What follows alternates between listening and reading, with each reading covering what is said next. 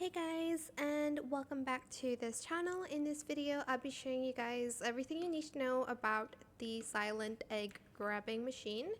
So you'll have it in your inventory. Um, you'll have two. So just place it like in front of your house. Yes, I know I don't have a house currently. I'm still like deciding on the design and stuff, but I'm just going to place all of it like in front of my house, like front and center. And you'll also see it around your neighborhood if they do have it. If they don't, okay, if they do, you'll see like this sign like on top of like their mailbox. And as you can see, this person has it, so I'm just going to get close to it. You can see there's this like little icon.